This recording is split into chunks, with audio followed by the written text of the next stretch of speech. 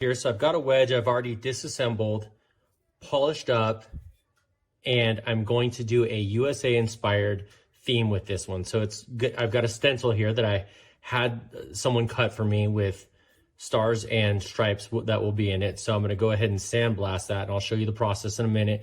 But this has been polished. There's a little blemish right here that I tried to get out, but it is actually a flaw in the metal. So that is reflecting in there. You couldn't see it before it was torched. So I've gone ahead, sanded it, cleaned it up, torched it, polished it, and I've got the stencil on here. So all I've got to do now is tape it up around the stencil so I can go ahead and sandblast it.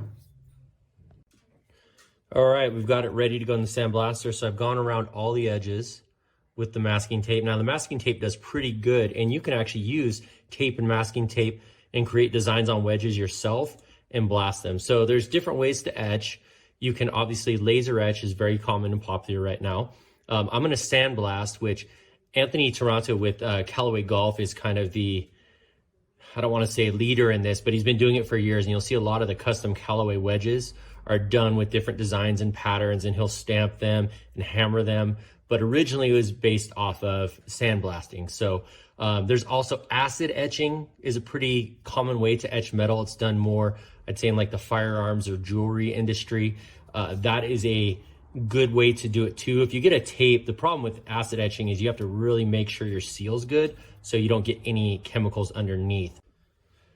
So for me, the easiest way is simply to use my sandblaster. I've got it ready to go. I'll put it in there. I'll run the blasting media probably around 50 PSI and just do a quick once over. So we'll get that going. I'll show you what that looks like. So I've got the sandblaster in here. I've got it set to just over 50 PSI, and I'm just going to do a quick pass over everything.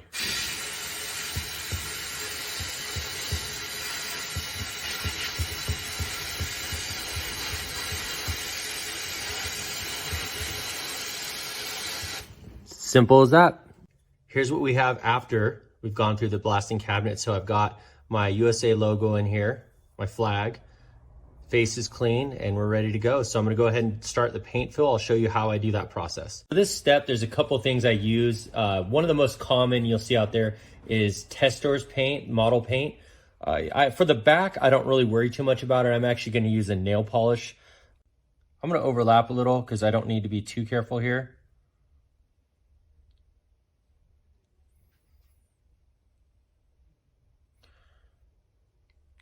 Get some white in there. I'll try to get the excess off without getting too wild with it, but you definitely, so I'll put it on here in the spots I want, let it dry. So I'm gonna wipe away to not get it in the middle. And the trick is to let it dry a bit before you come back at it with acetone. So I'm gonna go ahead and repeat. I'm gonna do a little red, a little less on there in the Vokey, and we're gonna let that dry for a few minutes. All right, here's where I'm at after letting it sit for a few minutes. It looks terrible, as you can expect, but not too difficult at this point. I simply take acetone and a rag,